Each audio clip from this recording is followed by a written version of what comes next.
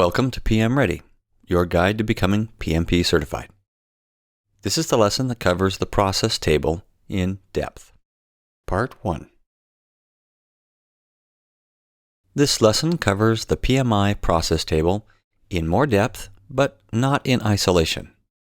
Not focusing on just the processes, but also the key project documents, project business documents, and project artifacts, and workflows. This approach provides more context, which makes it easier to understand and remember the processes and how they fit together in the process table.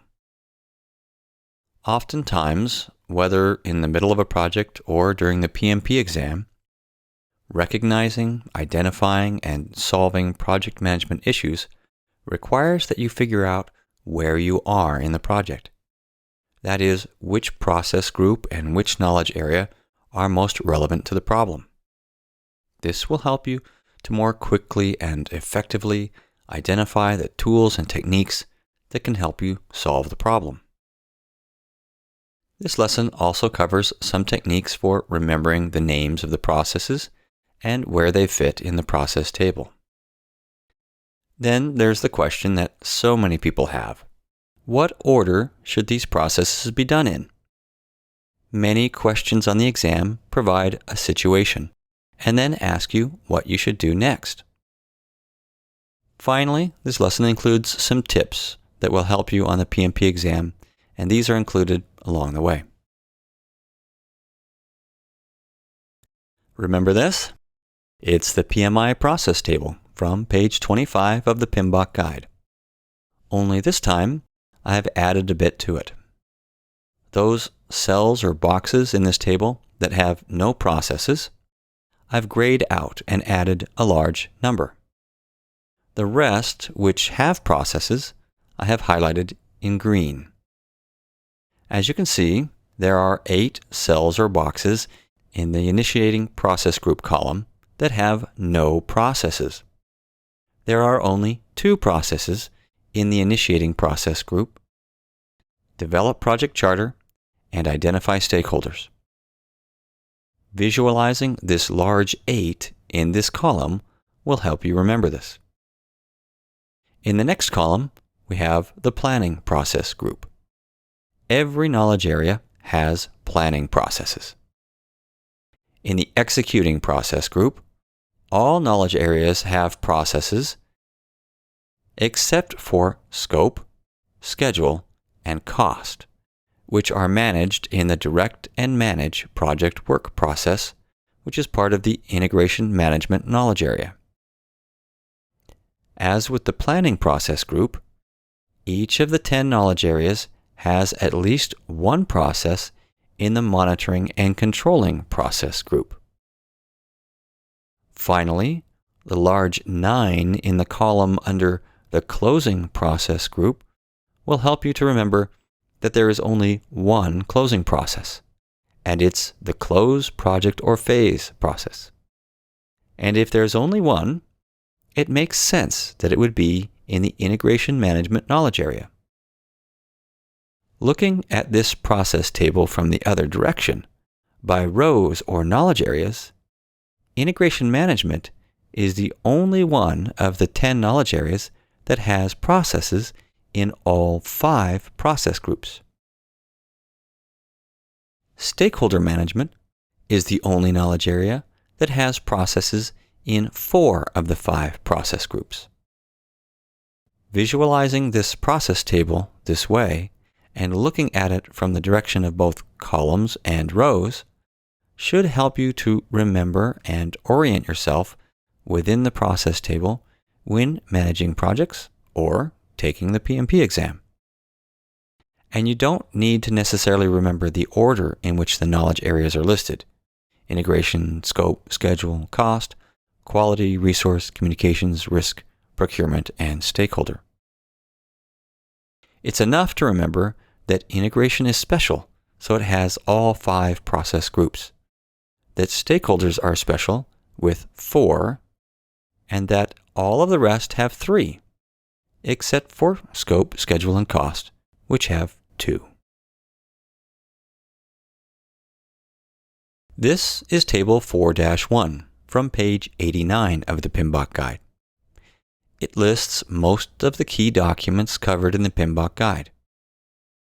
During this course, we cover all of them. In fact, we've focused on them even more than on the processes. This provides the context needed to better understand the processes and how they fit together. The left column lists the key components of the project management plan.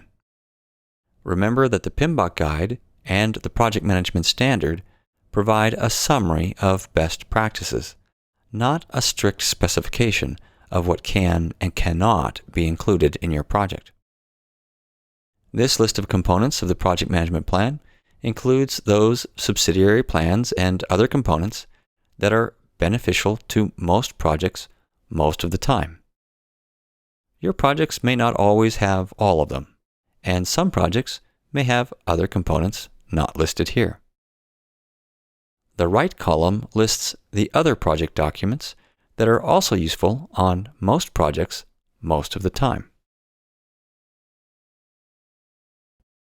There are a couple of documents that didn't make it onto the previous lists. They are the Project Business Case and the Project Benefits Management Plan. These are listed in a separate table in the PMBOK Guide on page 29. Why are they listed separately? Probably because these two documents are typically created before project initiation, and project managers may or may not be involved in their creation. However, it's critical to project success that the project manager be aware of these documents and their content. Both of these documents are inputs to and influence the project charter, which the project manager typically helps to create. Many of the questions on the PMP exam are situational questions, meaning that they describe a particular project situation, provide some background on what has been done so far, and then ask what you should do next, or where to find something, or what step was missed by the project manager. For questions about what should be done next, you will often see a list of choices that are all things that you should do, and the key is to decide which to do next, even though you probably should do all of them at some point. To answer such questions, it's essential that you figure out from the clues given in the question where you are. More specifically, where you are in the PMI process table. The first step is to figure out which of the 5 process groups you're in. Look for clues that will tell you whether you're in the initiating process group, planning, executing, monitoring and controlling, or closing. Many questions are confusing and difficult to answer until you determine the process group you're in, and then the answer often becomes apparent. As you do this, keep in mind that some situations involve work done before project initiation. If you're working on the project business case or on the project benefits management plan, that's a signal to you that you're in a pre-initiating situation, and that you probably haven't started the project charter yet. Remember that the process groups overlap. They don't start when another one ends.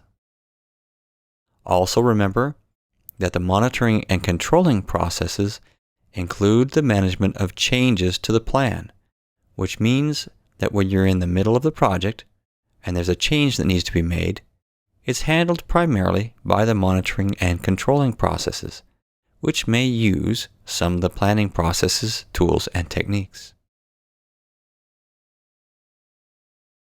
Once you've determined where you are in the 5 process groups, the next step is usually pretty easy, and that is to determine which of the 10 knowledge areas you're in: integration, scope, schedule, cost, quality, resource, communications, risk, procurement, or stakeholder engagement.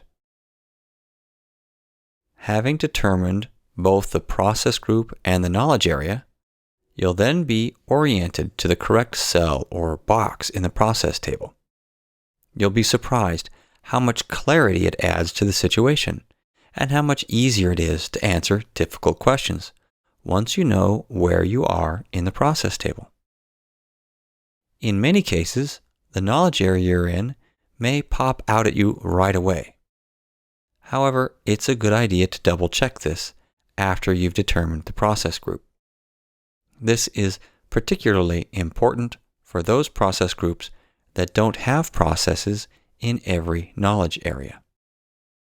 For example, you may be dealing with the scope of a project and quickly conclude that you're in the scope management knowledge area. However, upon closer inspection, if you determine that you're in the initiating process, then you must be in the develop project charter process, which is in the integration knowledge area, not scope. You can run into similar problems with the executing process group, whose scope, schedule, and cost processes are in the integration knowledge area's direct and manage project work process. The same goes for the closing process group, which only has one process, which again is in the integration knowledge area. Some things to watch out for that are clues that you're not even on the process table yet, but in the pre-initiating stage of the project include working on pre-initiation tasks or documents, such as the needs assessment, which comes before everything else, the business case, which builds on the needs assessment, the benefits management plan, which you might think comes later, but actually should be done before project initiation. Discussion of the reasons for project initiation. This is not part of initiating the project, but part of the pre-initiating stage. The feasibility study or economic analysis or cost-benefit analysis are all done as part of the business case, which comes before the project charter. The evaluation of project options and the recommendation of one of these options starts with the needs assessment. Everything about determining whether a project is necessary or provides a net benefit comes before the initiating processes and isn't even on the map, so to speak. It's not part of the PMI process table. The PMBOK guide does cover these pre-initiating tasks somewhat, but they're not in the table. There aren't any specific PMI processes for them, at least not project management processes. They are the subject of program and portfolio management. The business case document is a key input to the develop project charter process. It's the document that presents the economic feasibility study used to justify the project and to authorize project initiation. In addition, it should include a brief description of the reason for the project and may include a summary of the results of the needs assessment. It may also include an evaluation of various options and a recommendation of which option to pursue. Recall that the initiating process group includes only two processes. Develop project charter, which has as its primary output an approved project charter, and identify stakeholders, whose output is the stakeholder register, which at this point is a list of stakeholders, stakeholder information, and stakeholder analysis. If you have a situation in which stakeholders are being identified and their impact on the project is being analyzed, then you know that you're in the initiating process group and that you probably have not yet started development of the project management plan or its various subsidiary management plans, such as scope management, schedule management, cost management, and so on. Sure, there may be some overlap, but the overlap between initiating and planning processes should be mostly due to reapplying these initiating processes later. Because the project charter is what authorizes the project, planning processes should generally not be started until the project charter has been approved. The project charter is a brief but extremely important guide for the planning processes. It will typically include project purpose, objectives, project success criteria, a high-level description of the project, the overall project risk, some important milestones, financial resources that may be available at this stage, key stakeholders, approval requirements, exit criteria for the project, the assigned project manager, and your project sponsor. Some of these elements come in turn from pre-initiating documents, from the needs assessment, business case, and benefits management plan. In particular, the project purpose, objectives, success criteria, and even portions of the high-level description will come from these pre-initiating documents. Other components, such as the overall project risk, milestones, financial resources, key stakeholders, approval requirements, exit criteria, the assigned project manager, and the project sponsor will typically be determined as part of the develop project charter process. As you can see, simply knowing what is in the project charter is not necessarily enough to tell you where you are in the process table in any particular situation. You have to also know what's in the needs assessment, the business case, and the benefits management plan.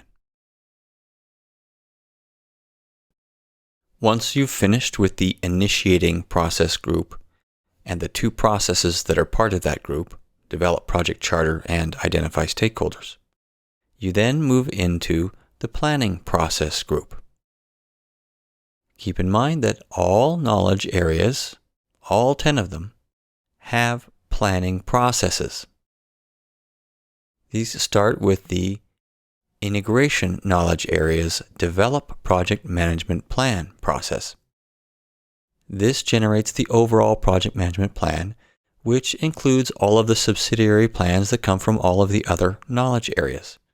So each of these other knowledge areas has its own process in planning to plan the management for that knowledge area. And they all follow this same basic pattern. Plan, fill in the blank, management. So you have plan scope management, plan schedule management, plan cost management, and so on. They're all named this way with just one exception. For the stakeholder management knowledge area, it's known as a stakeholder engagement plan, and so the process is called plan stakeholder engagement. Now, for the scope, schedule, cost, resource, and risk knowledge areas, they each also have more planning processes that go beyond the development of the plan for those knowledge areas.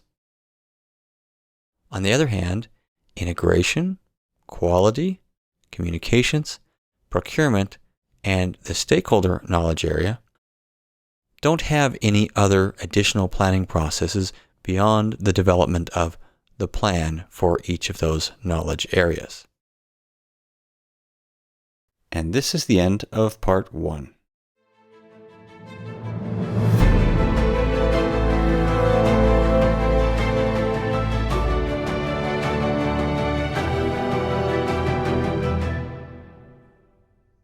PM Ready is a publication of PM Guaranteed and is based on the Project Management Institute's PMBOK guide.